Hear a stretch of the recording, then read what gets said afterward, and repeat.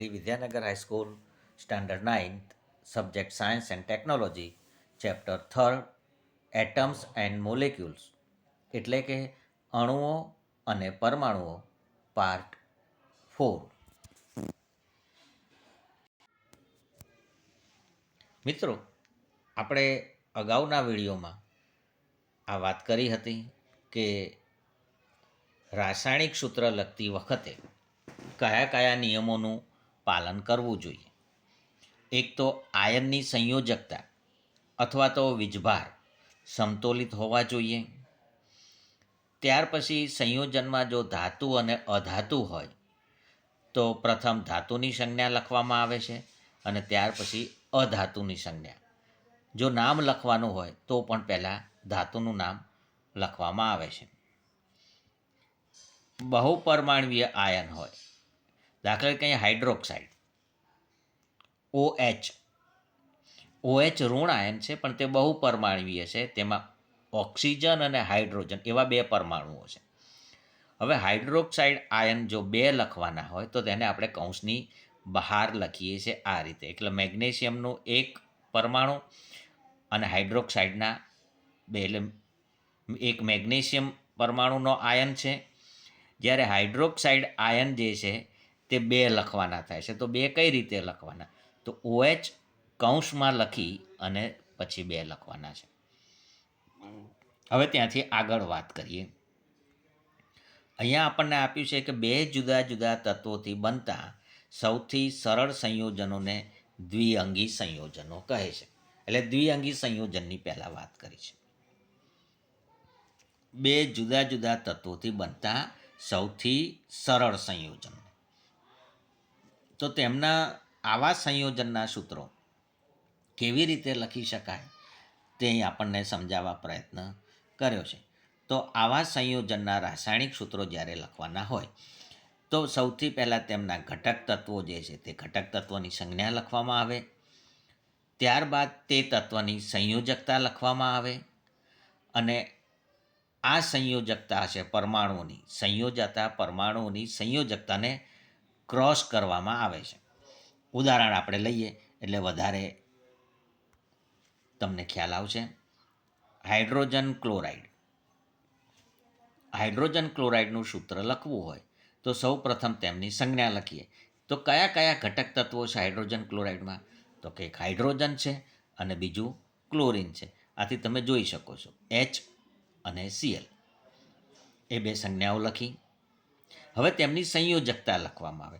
તો હાઇડ્રોજનની સંયોજકતા કેટલી છે? તો કે 1. ક્લોરિનની સંયોજકતા કેટલી છે? તો કે છે 1. તો તેમની નીચે સંયોજકતા લખી છે. હવે તેમને ક્રોસ કર્યો છે. એટલે કે હાઇડ્રોજનનો એક જ આયન લેવાનો, ક્લોરિનનો એક જ આયન. એટલે હાઇડ્રોજન ક્લોરાઇડનું સૂત્ર HCl થાય. આપણે બીજું કોઈ એક ઉદાહરણ લઈએ. દાખલા તરીકે મેગ્નેશિયમ ક્લોરાઇડ. હવે મેગ્નેશિયમ ક્લોરાઇડ સંયોજન લઈએ તે પહેલાં આપણે દ્વિઅંગી સંયોજનનું જ ઉદાહરણ લઈએ, કારણ કે મેગ્નેશિયમ ક્લોરાઇડ એ આયનીય સંયોજન થશે. કાર્બન ટેટ્રાક્લોરાઇડ એટલે એ દ્વિઅંગી સંયોજનની જ આપણે વાત કરવાની છે માટે. તો કાર્બન ટેટ્રાક્લોરાઇડમાં કયા ઘટક તત્વો છે? સૌ પ્રથમ આપણે નક્કી કરવું પડે. કાર્બન ટેટ્રાક્લોરાઇડમાં કાર્બન છે એટલે કે જેને આપણે C એનું સંજ્ઞા. બીજું છે ક્લોરિન એટલે એની સંજ્ઞા Cl. એટલે અહીંયા સંજ્ઞા C અને Cl લખી. ત્યાર પછી એમની સંયોજકતા જોવાની છે. તો કાર્બનની સંયોજકતા છે 4 અને ક્લોરિનની સંયોજકતા છે 1. હવે આ સંયોજકતા કેવી રીતે નક્કી કરી શકીશું આપણે? તો ઇલેક્ટ્રોન રચના આપણે શરૂઆતમાં જોઈ હતી આ પાઠમાં જ. તમારા આયનની સંજ્ઞાઓ જે હતી કે ત્યાં આપણે વાત કરી હતી. તો અહીંયા કાર્બનની સંયોજકતા 4 છે, ક્લોરિનની સંયોજકતા 1 છે. એને આપણે ક્રોસ કર્યો એટલે કાર્બન એક જ પરમાણુ, જ્યારે ક્લોરિનના 4 પરમાણુ આપણે લખવાના થાય. એટલે એનું સૂત્ર થયું CCl4, એટલે કાર્બન ટેટ્રા ક્લોરાઇડ. એ જ રીતે જો આયનીય સંયોજન હોય તો આયનીય સંયોજનના પણ સૂત્રો આપણે લખીએ તે વખતે ધન આયન અને ઋણ આયન કયા છે તે આપણે પહેલાં ખ્યાલ રહેવો જોઈએ, અને તેમનો ગુણોત્તર દર્શાવતી પૂર્ણાંક સંખ્યા છે. આયનીય સંયોજનના સૂત્રો એ તેમના બંધારણમાં રહેલા ધન આયન અને ઋણ આયનનો ગુણોત્તર દર્શાવતી પૂર્ણાંક સંખ્યા છે. જોઈએ કઈ રીતે મેગ્નેશિયમ ક્લોરાઇડનું આપણે સૂત્ર લખી શકીએ. તો મેગ્નેશિયમ ક્લોરાઇડનું સૂત્ર જ્યારે આપણે લખવા પ્રયત્ન કરીએ ત્યારે કયા કયા ઘટક તત્વો છે અથવા કયા કયા આયનો જોડાય છે અહીંયા, તો એક મેગ્નેશિયમ આયન છે અને ક્લોરિન આયન છે. ક્લોરિન છે એને તે આપણે આયનમાં ક્લોરાઇડ બોલીએ છીએ. એટલે સંજ્ઞા લખી Mg અને Cl, મેગ્નેશિયમ અને ક્લોરિન. મેગ્નેશિયમની સંયોજકતા અહીંયા કેટલી, એનો વીજભાર કેટલો થાય, મેગ્નેશિયમ આયન જે બને એનો વીજભાર કેટલો થાય +2. ક્લોરિનમાંથી ક્લોરાઇડ આયન બને તો એનો વીજભાર કેટલો થાય -1. હવે અહીંયા પ્લસ માઇનસને આપણે ધ્યાનમાં લઈએ તો આયનીય સંયોજન જ્યારે આપણે કે ત્યારે વીજભારની દ્રષ્ટિએ તટસ્થ કરવા જોઈએ. આગળ જ આપણે જોયું તો ક્લોરિનના 2 આયન લઈએ તો જ તે -2 થાય અને અહીંયા +2 થાય, એટલે તટસ્થ થાય. આથી અહીંયા ક્રોસ કરીએ એટલે Mg અને Cl, ક્રોસ કરીએ તો Mg1 થાય અને Cl2 થાય. આપણે 1 જનરલી લખતા નથી, એટલે MgCl2 આ સૂત્ર થયું. એટલે અહીંયા મેગ્નેશિયમ ક્લોરાઇડનો એક અણુ હોય તેમાં મેગ્નેશિયમ આયન 1 હોય છે, જ્યારે ક્લોરાઇડ આયનો 2 હોય છે. આથી ઋણ વીજભાર અને ધન વીજભાર સમાન થાય છે અને સમતોલિત થાય છે. દાખલા તરીકે બીજું એક ઉદાહરણ આપણને આપ્યું છે કેલ્શિયમ ઓક્સાઇડ. સંજ્ઞા લખી કેલ્શિયમ ઓક્સાઇડમાં કેલ્શિયમ અને ઓક્સિજન હોય. હવે જ્યારે તે આયનમાં રૂપાંતરિત થાય ત્યારે Ca2+ હોય, 2 ધન વીજભાર ધરાવે છે, ઓક્સિજન 2 ઋણ વીજભાર ધરાવે છે, બંને લગભગ સમાન છે. એટલે ક્રોસ કરીએ તો એવું અહીંયા કહ્યું છે કે જો Ca2O2 પ્રકારનું સૂત્ર મળે, પણ અહીંયા સરળ ગુણોત્તર દર્શાવવો છે એટલે સમાન થયા એટલે CaO આપણે લખી શકીએ છીએ. એટલે આમ કેલ્શિયમ ઓક્સાઇડ જે છે CaO.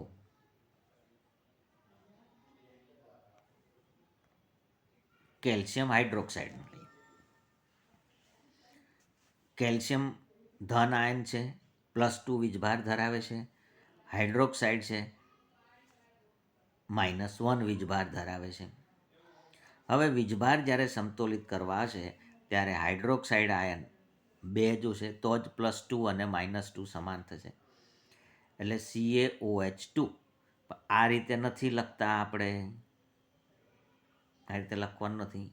આગળ જ આપણે જોયું કે બહુપરમાણવીય આયન હોય અને એક કરતાં વધારે હોય તો તેમને કૌંસની બહાર તે સંખ્યા લખવાની, એટલે આ રીતે લખીએ. ઉદાહરણ તમને દેખાય છે CaOH અને OH ને કૌંસમાં લખીએ અને નીચે 2 લખીએ છીએ, એટલે CaOH ટ્વાઇસ એ કેલ્શિયમ હાઇડ્રોક્સાઇડનું સૂત્ર થયું. એટલે આ રીતે મિત્રો આપણે સંયોજનો જે છે તેમના સૂત્રો આપણે લખી શકીએ. દાખલા તરીકે આપણને અહીંયા એમોનિયમ સલ્ફેટની વાત આપી. હવે એમોનિયમ સલ્ફેટમાં કયા કયા આયન છે, તો એક NH4 આયન છે કે જે +1 વીજભાર ધરાવે છે. SO4 ઋણ વીજભાર છે, તે -2 વીજભાર ધરાવે છે. ક્રોસ કરીએ તો NH4ની નીચે 2 લખવાના થશે અને SO4ની નીચે 1 લખવાનો, પણ જનરલી આપણે 1 લખતા નથી, એટલે NH4 ટ્વાઇસ SO4 આ એમોનિયમ સલ્ફેટનું સૂત્ર થયું. એટલે આમ આપણે રાસાયણિક સૂત્રો તમને મિત્રો પ્રશ્નમાં આપ્યા છે, 4 ઉદાહરણ આપ્યા છે, તેમના તમે રાસાયણિક સૂત્રો લખી શકો છો. કારણ કે એક ઉદાહરણ લઈએ, સોડિયમ ઓક્સાઇડ. તો સોડિયમ ઓક્સાઇડનું માં સોડિયમ, બીજો ઓક્સિજન,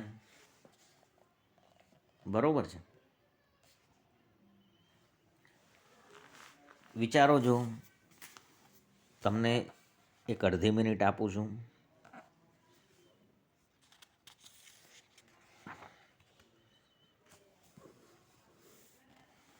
જો મિત્રો, સોડિયમ જે છે, +1 વીજભાર ધરાવે છે. ઓક્સિજન -2 વીજભાર ધરાવે છે. હવે ક્રોસ કરીએ તો એનેની 2 લખવા પડશે અને ઓક્સિજનમાં 1. આપણે 1 તો લખતા નથી, એટલે Na2O આ સૂત્ર થયું સોડિયમ ઓક્સાઇડનું. એટલે આ રીતે આપણે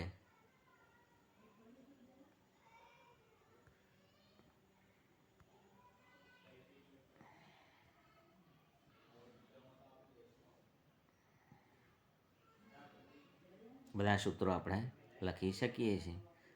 આગળ આપણને જે આપ્યું છે તે વાત કરીએ. બીજો પ્રશ્ન છે, નીચે દર્શાવેલ સૂત્રો ધરાવતા સંયોજનોના નામ લખો. કયું સંયોજન છે? એલ્યુમિનિયમ છે અને બીજો જે આયન છે તે સલ્ફેટ છે, એટલે સલ્ફાઇડ. એટલે એલ્યુમિનિયમ સલ્ફેટ આ સૂત્રનું નામ થયું, આ સંયોજનનું નામ થયું. કેલ્શિયમ ક્લોરાઇડ છે, પોટેશિયમ સલ્ફેટ છે, પોટેશિયમ નાઇટ્રેટ છે અને છેલ્લું છે કેલ્શિયમ કાર્બોનેટ છે. ત્રીજો પ્રશ્ન છે, રાસાયણિક સૂત્ર શબ્દનો અર્થ શું? તો સંયોજનમાં રહેલા જે ઘટકો છે તે ઘટકોનું સાપેક્ષ પ્રમાણ દર્શાવતા સૂત્રને આપણે રાસાયણિક સૂત્ર કહીએ છીએ. તે આગળ વાત આવી ગઈ છે. કેટલા પરમાણુઓ હાજર છે? ચોથો પ્રશ્ન. H2S તો હાઇડ્રોજનના 2 પરમાણુ, સલ્ફરનો 1 પરમાણુ, એટલે કુલ 3 પરમાણુઓ છે H2Sના એક અણુમાં. પણ કઈ રીતે? હાઇડ્રોજનના 2 અને સલ્ફરના 1. આ PO4 3- જે છે એમાં કેટલા થાય? તો એમાં ફોસ્ફરસનો 1 પરમાણુ છે અને ઓક્સિજનના 4 પરમાણુ છે, O4 છે, એટલે કુલ થયા 5 પરમાણુઓ. આગળની વાત, આણ્વીય દળ અને મોલ્સ. હવે આણ્વીય દળની વાત કરીએ. મિત્રો, આણ્વીય દળની વાત કરું એ પહેલાં એક ઉદાહરણ આપી દઉં કે તમે આ એક બુક છે, બીજી બુક છે અને ત્રીજી બુક છે. હવે આ 3 બુકના અલગ અલગ દળ તમે માપી શકો છો. એમનું દળ કેટલું છે તમને ખ્યાલ છે. હવે આ 3 બુકને તમે ભેગી કરી અને બુક બાઇન્ડિંગ કરાવી દીધું. તો આ જે બુક બાઇન્ડિંગ કરાવેલી જે બુક છે એનું દળ કેટલું થશે? તો આ પ્રથમ, આ બીજી અને આ ત્રીજી, 3ના વજનના દળ કહીએ, એનો જે સરવાળો થાય એટલું આ થશે. તો એ જ રીતે અહીંયા આણ્વીય દળની વાત કરીએ. દાખલા તરીકે પાણીનો અણુ લઈએ તો પાણીના 1 અણુનું દળ એટલે એનું આણ્વીય દળ થયું. કેટલું થશે? તો એક હાઇડ્રોજનનું પરમાણ્વીય દળ, પછી બીજા હાઇડ્રોજનનું પરમાણ્વીય દળ અને ઓક્સિજનનું પરમાણ્વીય દળ, આ બધાનો સરવાળો કરો એટલું પાણીના 1 અણુનું આણ્વીય દળ થયું. હાઇડ્રોજનનું પરમાણ્વીય દળ 1, બીજા હાઇડ્રોજનનું પરમાણ્વીય દળ 1 અને ઓક્સિજનનું પરમાણ્વીય દળ મિત્રો 16. યુ આપણે લખીએ છીએ. તો 1, 1 અને 16 એનો સરવાળો થાય. તો પાણીનું આણ્વીય દળ કેટલું થયું? 18 યુ થયું. તે વાત અહીંયા આપણે કરીએ. જો આપણને લખીને આપે છે કે કોઈ પણ પદાર્થનું આણ્વીય દળ કેટલું હોય, તો તે પદાર્થમાં તે સંયોજનમાં રહેલા તમામ ઘટક પરમાણુઓના પરમાણ્વીય દળોના સરવાળા બરાબર હોય, એટલે કે સરવાળા જેટલું હોય. એટલે એનો એકમ તો પરમાણ્વીય દળ જ જે છે તેની રીતે જ લખાય છે.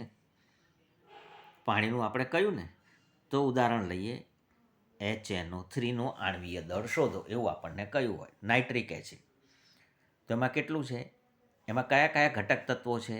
H છે એટલે કે હાઇડ્રોજન છે, N છે એટલે કે નાઇટ્રોજન છે, અને O એટલે કે ઓક્સિજન છે.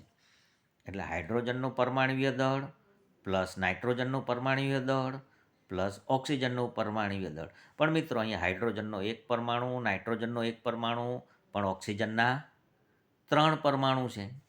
એટલે એને આપણે 3 વડે ગુણવું પડે. એટલે કે ઘટક તત્વો જે છે એમના પરમાણુની જે સંખ્યા હોય એની સાથે ગુણાકાર કરવો પડે.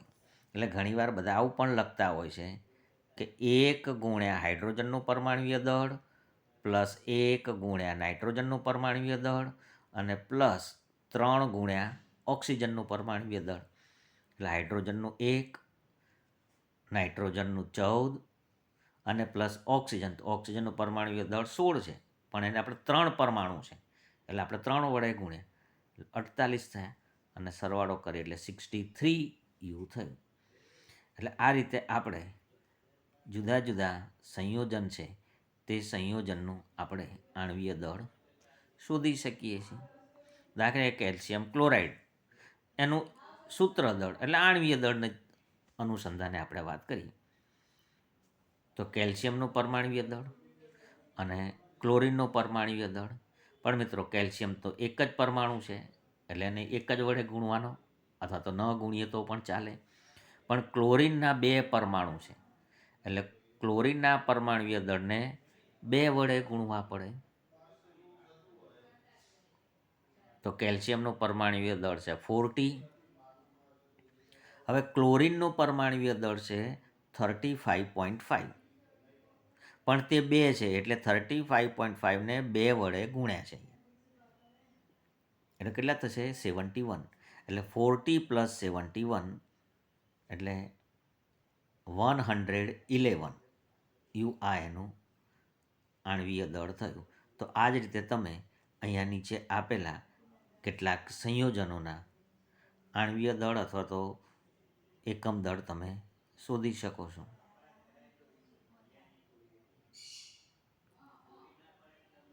ત્યાર પછી આગળનો કોન્સેપ્ટ છે મોલ સંકલ્પના. તો મોલ સંકલ્પના સમજીએ તે પહેલાં અહીંયા પૂર્વ ભૂમિકા આપી છે તે સમજવા પ્રયત્ન કરીએ. અહીંયા એક રાસાયણિક સમીકરણ આપ્યું છે.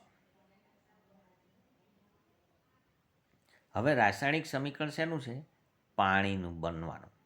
એ કઈ રીતે પાણી બને છે? તો કે હાઇડ્રોજન અને ઓક્સિજન વચ્ચે રાસાયણિક પ્રક્રિયા થાય અને પાણી બને છે. હાઇડ્રોજન અને ઓક્સિજન વચ્ચે રાસાયણિક પ્રક્રિયા થઈ પાણી બને છે. આ શાબ્દિક વર્ણન છે. અને એનું સાંકેતિક વર્ણન કર્યું એટલે કે રાસાયણિક પ્રક્રિયા લખી. જ્યારે રાસાયણિક પ્રક્રિયા લખી ત્યારે તેમાં આવું એમને લખ્યું, H2 plus O2 gives us H2O. પણ રાસાયણિક સમીકરણ સંતુલિત હોવું જોઈએ એટલા માટે એમણે 2H2 plus O2 gives us 2H2O લખ્યું. હવે અહીંયા તમે જુઓ તો આ રાસાયણિક સમીકરણ જ્યારે આપણે વાંચીએ છીએ ત્યારે એમાંથી આપણને શું જાણવા મળે છે? તો કે હાઇડ્રોજનના 2 અણુ છે. H2 2 વાર છે એટલે હાઇડ્રોજનના 2 અણુ છે, અને ઓક્સિજનનો 1 અણુ છે. હાઇડ્રોજનના 2 અણુ અને ઓક્સિજનનો 1 અણુ જ્યારે સંયોજાય છે ત્યારે પાણી બને છે. પણ પાણીના કેટલા અણુ બને છે? 2 અણુ બને છે. હવે અહીંયા જ્યારે વાત કરી છે ત્યારે તેમાં અણુ અને પરમાણુની સંખ્યા આવી.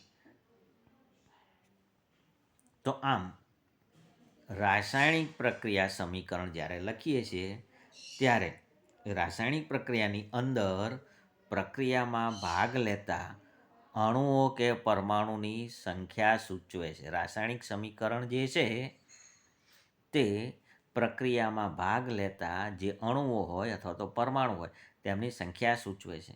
અને આથી રાસાયણિક પ્રક્રિયાને વ્યવસ્થિત સમજવા માટે પદાર્થના જથ્થાને તેના દળના સંદર્ભમાં દર્શાવવો તેના કરતાં તેમના અણુઓ કે પરમાણુઓના સંદર્ભમાં દર્શાવવું વધારે અનુકૂળ રહે છે તેવું વૈજ્ઞાનિકોને લાગ્યું. અને આથી એક નવો એકમ રજૂ કરવામાં આવ્યો અને તેને મોલ કહેવામાં આવ્યો.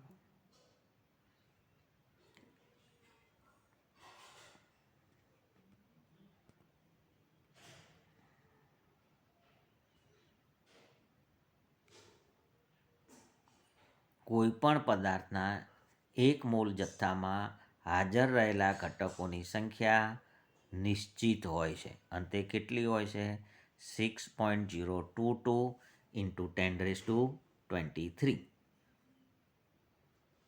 અને આ સંખ્યાને એવોગેડ્રો આંક કહેવામાં આવે છે. કયા વૈજ્ઞાનિકની યાદમાં? ઇટાલિયન વૈજ્ઞાનિક એમેડિયો એવોગેડ્રોના માનમાં આ સંખ્યાને આપણે એવોગેડ્રો અંક અથવા તો એવોગેડ્રો અચળાંક કહેવામાં આવે છે. એટલે આને વધારે સ્પષ્ટતા માટે એક સમજીએ. 1 ડઝન શબ્દ આપણને આવે. અહીંયા ડઝન શબ્દ આવે. હવે એનાથી તમે પરિચિત છો. 1 ડઝન એટલે કોઈ પણ વસ્તુની નિશ્ચિત સંખ્યા. કેટલી? 12 નંગ. એટલે તમે 1 ડઝન કેળા એમ બોલો એટલે તમને તરત જ ખ્યાલ આવે કે 12 નંગ કેળા છે. 1 ડઝન પેન્સિલ છે તો તરત તમે કહી શકો 12. એટલે ડઝન એટલે એક નિશ્ચિત સંખ્યા થઈ. કેટલી? 12. કોઈ પણ વસ્તુની 1 ડઝન વસ્તુ એટલે એની અંદર 12 નંગ હોય. એ જ રીતે 1 ગ્રોસ તો એમાં 144 હોય. બીજો એક શબ્દ મિત્રો તમે ઉત્તરાયણ ઉપર વાપરો છો. પતંગ લેવા જાઓ તો પતંગના શું કહો છો? 1 કોડી. 1 કોડી પતંગ કેટલા હોય? 20 નંગ. 20 પતંગ ભેગા થાય, 20 નંગ પતંગ તમે લો એટલે 1 કોડી તમે લીધી કહેવાય. તમે જો 40 પતંગ લો તો 2 કોડી લીધી. તો એ જ રીતે અહીંયા 1 મોલ એટલે 6.022 ઇન્ટુ 10⁻23. એટલે કદાચ આપણે જો મજાકમાં પણ એવું કહેવું હોય કહી શકાય કે દુકાનદારને તમે જઈને કહો કે મને 1 મોલ પતંગ જોઈએ છે. તો દુકાનદારે તમને કેટલા પતંગ આપવા પડે? 6.022 ઇન્ટુ 10⁻23. કદાચ કોઈ તમને એમ કહે કે મારે 1 મોલ પેન જોઈએ છે. તમે દુકાનદારને એમ કહો કે 1 ડઝન પેન આપો તો તમને 12 નંગ આપશે. તમે દુકાનદારને કહેશો કે 3 નંગ પેન આપો, 3 ડઝન પેન આપો. સ્ટેશનરીની દુકાનમાં જઈને તમે કહો કે મારે 3 ડઝન પેન જોઈએ છે તો કેટલી આપશે? 12 નંગ 3 વાર આપશે, 36 આપશે. તો કદાચ તમે એવું કહો કે મારે 1 મોલ પેન જોઈએ છે તો દુકાનદારને આટલી પેન આપવી પડે. એટલે 1 મોલ એટલે 6.022 ઇન્ટુ 10⁻23. એ જ રીતે ધારો કે તમે એમ કહો કે 2 મોલ નોટબુક જોઈએ છે. 2 મોલ નોટબુક એટલે 6.022 ઇન્ટુ 10⁻23 એ 2 વાર કરવા પડશે ગુણ્યા 2 ત્યારે 2 મોલ થાય. હવે ખ્યાલ આવી ગયો કે 1 મોલ એટલે 6.022 ઇન્ટુ 10⁻23 આટલી સંખ્યા. હવે આટલી સંખ્યા ભેગી કરીએ તો કેટલું થાય? 1 મોલ જથ્થાનું દળ. 1 મોલ જથ્થાનું દળ એ તેનું આણ્વીય દળ છે. આપણે અણુની વાત કરીએ, દાખલા તરીકે પાણીની વાત કરીએ, H2O. તમે એમ કહો કે મારી પાસે જે વોટર બેગ છે તે વોટર બેગમાં 1 મોલ H2O છે. વોટર બેગની અંદર 1 મોલ H2O છે, 1 મોલ જેટલું પાણી છે. તો કેટલું પાણી હશે? તો એ આ પાણીનું H2Oનું આણ્વીય દળ જે થાય તેટલું થાય ગ્રામમાં. હવે H2Oનું આણ્વીય દળ કેટલું હતું? હમણાં જ આપણે શોધ્યું. કેટલું શોધ્યું? 18U. તો 18 ગ્રામ. એટલે 18 ગ્રામ પાણી, યાદ રાખજો મિત્રો, 18 ગ્રામ પાણી એટલે 1 મોલ H2O થયું. તો પછી એની અંદર કેટલા અણુઓ હશે? 6.022 ઇન્ટુ 10⁻23. એટલે એના ઉપરથી આપણે આગળ અહીંયા ક્યાંક હતું તે જોઈએ.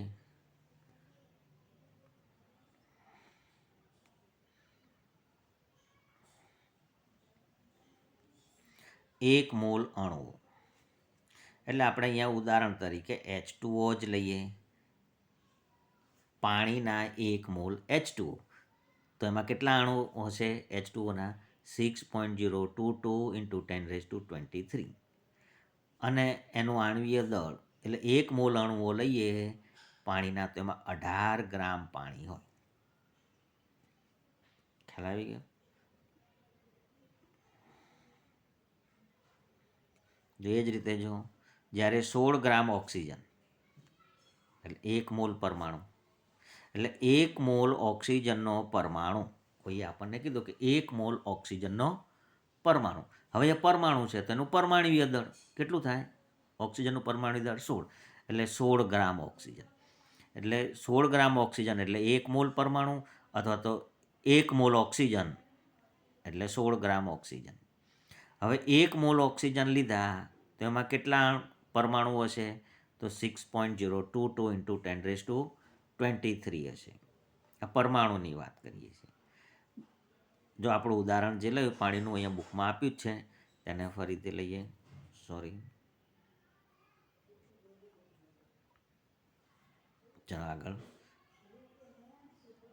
1 મોલ પાણી. હવે 1 મોલ પાણી હોય તેમાં પાણીના કેટલા અણુ હશે? હવે 1 મોલ પાણી લીધું હશે તો કેટલા ગ્રામ પાણી હશે? 18 ગ્રામ. એટલે ત્રણેય એકબીજા સાથે સંકળાયેલું છે. એટલે આમ 1 મોલ એટલે જે તે પદાર્થ હોય એના અણુ હોય તો આણ્વીય દળ, અને પરમાણુ હોય તો પરમાણ્વીય દળના ગ્રામમાં દર્શાવેલ. બરોબર છે?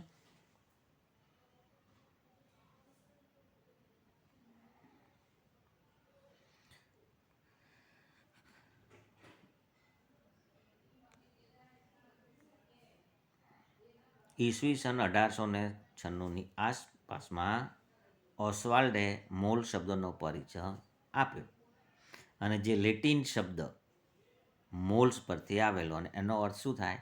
ઢગલો. અને આ ક્યારે આપ્યો? 1896માં. પણ આ મોલની સંકલ્પના સ્વીકૃત ક્યારે થઈ? 1967માં, 67માં. તો આ રીતે હવે મોલ અને મોલ સંખ્યા તેને અનુલક્ષીને જે કેટલાક ગાણિતિક ઉદાહરણ છે તે ઉદાહરણ આપણે નેક્સ્ટ વિડીયોમાં ચર્ચા કરીશું. પણ અત્યારે એક વાત ખાસ ધ્યાન રાખજો, 1 મોલ જ્યારે કહેવામાં આવે ત્યારે 6.022 ઇન્ટુ 10⁻23 કોઈ પણ વસ્તુ કીધી હોય, કોઈ પરમાણુ કીધા હોય કે હાઇડ્રોજનના 1 મોલ પરમાણુ એટલે આટલા પરમાણુ, અથવા તો આપણને એવું કહે કે એલ્યુમિનિયમના 1 મોલ પરમાણુ એટલે આટલા પરમાણુ. અને તેમનું જે આણ્વીય દળ કે પરમાણ્વીય દળ હોય તેટલું ગ્રામમાં દર્શાવ્યું વજન થાય, દળ થાય. દળ શબ્દ વૈજ્ઞાનિક છે એટલા માટે દળ લઈએ. એટલે 1 મોલ પાણી એટલે 18 ગ્રામ પાણી, કારણ કે પાણી અણુ છે તેનો આણ્વીય દળ લઈએ. હા, દાખલા કે એક વાત કરીએ કે 1 મોલ ઓક્સિજન પરમાણુ, 1 મોલ ઓક્સિજન પરમાણુ. એટલે ઓક્સિજનનો પરમાણુ દળ કેટલો છે? 16. એટલે 16 ગ્રામ ઓક્સિજન. પણ 1 મોલ ઓક્સિજન અણુ એવું કીધું તો ઓક્સિજનનો અણુ એટલે કેટલું થયું? આણ્વીય દળ 16 બે વાર થશે એટલે 32 ગ્રામ. બરાબર છે. તો આ મોલ સંકલ્પનાને તમે ખૂબ વ્યવસ્થિત રીતે દઢીકરણ કરજો. તો આગળના જે ઉદાહરણ છે તે ઉદાહરણ તમને ખ્યાલ આવશે. તે આપણે નેક્સ્ટ વિડીયોમાં ચર્ચા